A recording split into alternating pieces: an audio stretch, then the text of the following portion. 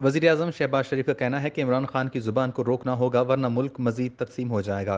कौमी असम्बली में इज़हार ख़याल करते हुए वज़ीर-ए-आज़म शहबाज शरीफ का कहना था कि चेयरमैन पीटीआई ने जो कल बात की है वो हौलनाक है।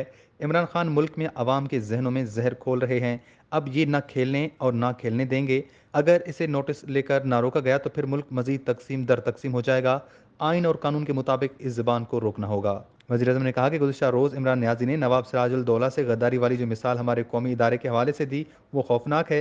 उस इदारे ने जब आपको बच्चे की तरह दूध पिलाया तो ठीक था। उस लाडले को जो इदारों ने सपोर्ट किया उसकी मिसाल नहीं मिलती। जितनी सपोर्ट इस लाडले को मिली हमें मिलती तो मुल्क बुलंदी पर होता। शहबाज शरीफ का कहना था, एक धमकी को बुनियाद बनाकर साजिश करार दिया जाता है। धमकी तो हेनरी किसिंजर ने भुट्टो को भी दी थी। धमकी तो परवेज मुशर्रफ को भी 9/11 के बाद दी थी।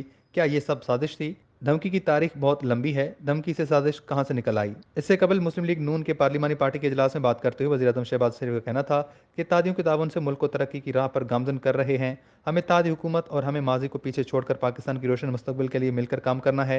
ये मेरी बतौर खादिम पाकिस्तान पार्लिमानी पार्टी से पहली मुलाकात है। मैं आप सब की पहुँच में हूँ। आप किसी भी वक्त मुझसे बराह रास्त रब्ता कर सकते हैं। मैंने कभी ज़िंदगी में हार मानना नहीं सीखा। वज़ीर-ए-आज़म का कहना था कि मसनूई मैंडेट वाली गवर्नमेंट को उनके घमंड और गुरूर की वजह से शिकस्त हुई। हमारी हुकूमत को विरसे में इंतज़ामी और मुआशी मसाइल, कर्ज़े और सियासत बचाने के लिए गए गलत फैसलों के खतरनाक मुआशी मसाइल मिले।